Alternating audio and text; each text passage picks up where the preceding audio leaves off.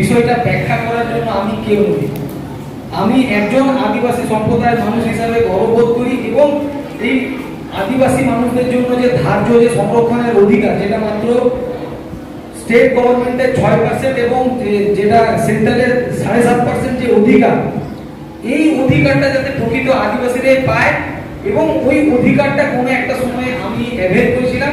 সেই কারণেই কোনো একটা সময় আমি বিশ্বভারতী স্টুডেন্ট ছিলাম, কোনো একটা সময় আমি বেনারস ইউনিভার্সিটি স্টুডেন্ট ছিলাম, কোনো একটা সময় সেই সংরক্ষণের বলেই আমি জেলা স্কুলের টিচার ছিলাম, বর্তমানে রানীগঞ্জ জিডিপি কলেজের প্রফেসর। কাজে আমি আজ এই জায়গায় এসে উপস্থিত হয়েছি আমাদের ছেলেমেয়েরা, আমাদের আগামীর জন্য লড়াই। এটা কাউকে কোনো কিছু প্রমাণ করার লড়াই না। অনেকে ভাবে, অনেকে বলেন এটা তো আদিবাসী কল্যাণ সমিতি, এটা তো ওদের ইস্যু, এটা এদের ইস্যু নয়। আপনারা যারাই পশ্চিমবঙ্গের তথা ভারতবর্ষের নাগরিক এবং এই আদিবাসী হওয়ার দরুন যারা এই এসটি সংরক্ষণের সুযোগ সুবিধা পান, সেই ওই সংরক্ষণের বলেই আপনারা সেই সুযোগ সুবিধা ভোগ করেন এবং একই সঙ্গে তার প্রতি দায়বদ্ধ, যাতে করে আমরা আমাদের জায়গাতে এসেছি, আমাদের আগামী যারা আছে তারাও তাদের যোগ্য তার অনুযায়ী যাতে সেই মতো জায়গাতে পৌঁছাতে পারে, তার জন্যই পশ্চিমবঙ্গ আদিবাসী কল্যাণ সমিতি। তো খুব হালকা করে বলে রাখি, এই পশ্চিমবঙ্গ আদিবাসী কল্যাণ সমিতি বা West Bengal schedule tribe welfare অ্যাসোসিয়েশনটা সোসাইটি রেজিস্ট্রেশন অ্যাক্ট অনুযায়ী 2020 21 ডিসেম্বর আমরা অলরেডি রেজিস্টার্ড হয়েছি। এই অ্যাসোসিয়েশনের প্যান কার্ড আছে এবং এই অ্যাসোসিয়েশন 12A 80 যারা 80G দ্বারা রেজিস্ট্রিকৃত। অর্থাৎ আপনারা যদি কোনো ধরনের ডোনেশন করেন, ওই ডোনেশনে আপনারা যে ছাড়, সেই ছাড়টা কিন্তু আপনারা পাবেন। তো আমরা মূলত যে জিনিসটা ধরে রেখেছি যে আদিবাসীদের রিজার্ভেশন ইস্যু নিয়ে আমরা কাজ করব, কারণ এই রিজার্ভেশনটা শুধু নামমাত্র রিজার্ভেশন বা কোটা জিনিসটা নয়, এটা একটা সাংবিধানিক অধিকার এবং প্রতিনিধিত্বমূলক অধিকার। অনেকে যারা নন ট্রাইবাল বা যারা ইউআর ক্যাটাগরি, যারা আনরিজার্ভ ক্যাটাগরি থাকে, অনেকে এই বিষয়ে কটাক্ষ করেন, নেগেটিভ কথা বলেন। এটা ওনাদের ল্যাক অফ নলেজ, যে রিজার্ভেশনটা কি এবং কেন এটা জানেন না। এটা দুঃখজনক হলো এটা সত্যি যে অনেক শিক্ষক মহাশয় অনেক উঁচু পোস্টে কর্মরত, ডাক্তার, প্রফেসর থেকে শুরু করে অনেক জ্ঞানীগুণী মানুষ এই বিষয়টা জানেন না, কারণ জানতে চান না। তো এই রিজার্ভেশন মানে জিনিসটা কি এবং কেন এই জিনিসটা ইম্পর্টেন্ট, অতি অবশ্যই আদিবাসীদের বর্তমানে যা সমস্যার তো অন্ত নেই। এমন একটা ইস্যু কি আছে যে আদিবাসীরা প্রচুর সুখে আছে। কোন আদিবাসী গ্রামে পানীয় জলের বন্দোবস্ত থেকে শুরু করে, কোন আদিবাসী গ্রামে ন্যূনতম স্বাস্থ্য পরিষেবা থেকে শুরু করে, কোন আদিবাসী গ্রামে প্রাইমারি হেলথ মানে যেটা প্রাইমারি স্কুলের যে স্ট্রাকচার থেকে শুরু করে, রাস্তাঘাট থেকে শুরু করে যেগুলো থাকার কথা, কোনো এমন একটা গ্রাম আপনি দেখাতে পারবেন যে প্রাথমিক স্বাস্থ্যের যাবতীয় জিনিস ওই আদিবাসী গ্রামটাতে আছে।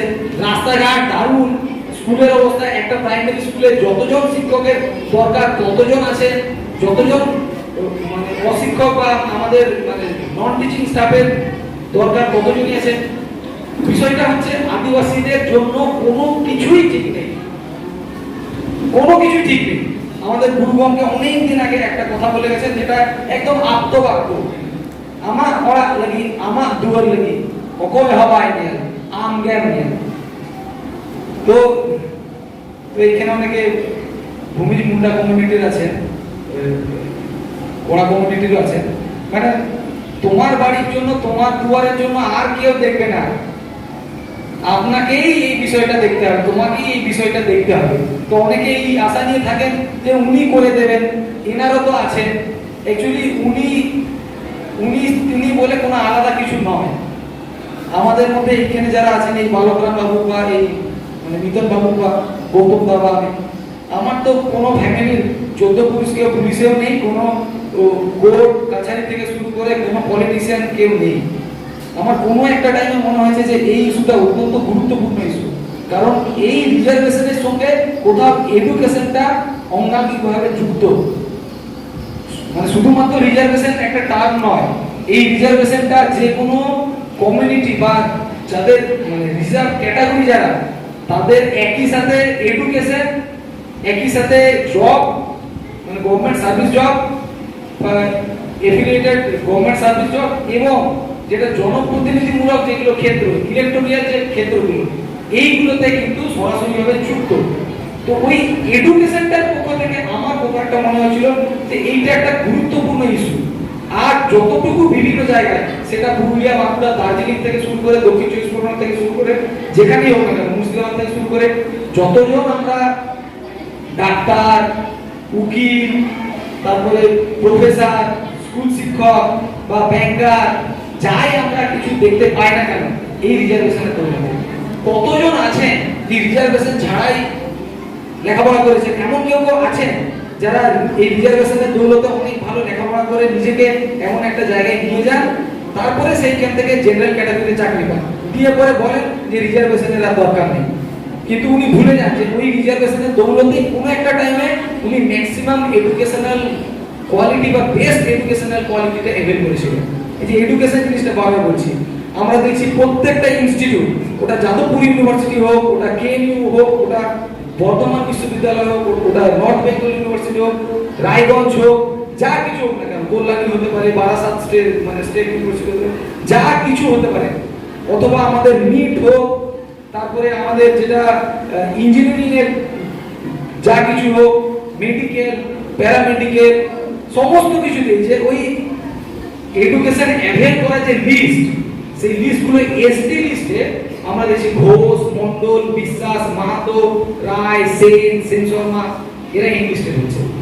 তাহলে ধরে নিন যে যাদবপুরের যে কোনো একটা ক্যাটাগরিতে কোনো একটা আদিবাসী ছেলে বা মেয়ের পাওয়ার কথা ছিল, চান্স পাওয়ার কথা ছিল, সেখানে কিন্তু কোনো পাল, ঘোষ, মাহাতো ঢুকে বসে গেল। তাহলে শুধুমাত্র এমনি ভাবলে হবে না যে তিনটে তো মাত্র সিট, এতগুলো ডিপার্টমেন্ট আছে, যে ফিজিক্স আছে, কেমিস্ট্রি আছে, ম্যাথ আছে, বায়োলজি আছে, বায়ো বিভিন্ন ডিপার্টমেন্ট আছে, আর্টসের বিভিন্ন ডিপার্টমেন্ট আছে, প্রত্যেকটাতে এই দুটো তিনটে করে কিন্তু সিট আছে এসটি দের। ওই সিটগুলোতে একজন এসটি না পেয়ে একটা নন এসটি পাচ্ছে। যারা প্রাথমিক পর্যায়ে যারা আছে, মানে মধ্যম মানে যারা স্টুডেন্ট বা যে ফ্যামিলিটা মোটামুটি মধ্যম মানে, ভাবছেন যে নিটে না হয় দেখলাম 53 জনের নাম আছে, সেখানে আমার ছেলে মেয়ে তো অত ভালো নয়, আর্টস নিয়ে পড়ে, কাজে নিটে যা হচ্ছে ওরা বুঝবে আমাদের আর কি। অনেকে আছে যে ওটা যাদবপুরের ব্যাপার, ওটা কলকাতার বড় সড়ো ব্যাপার, তাতে আমাদের কি। কিন্তু ওটা ঘুরে ঘুরে একই রকম ভাবে যখন নিজের ছেলে বা মেয়েকে মানে ছোটখাটো কোনো কলেজ বা ইনস্টিটিউটে যখন ভর্তি করতে আছে, সেখানেও দেখা যাচ্ছে একই অবস্থা।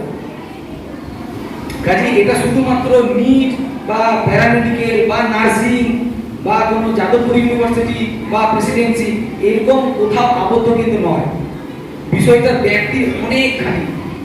গত 10-12 বছরে যদি আপনারা লক্ষ্য করে দেখেন, আমাদের 10-12 লক্ষের বেশি ছাত্রছাত্রীরা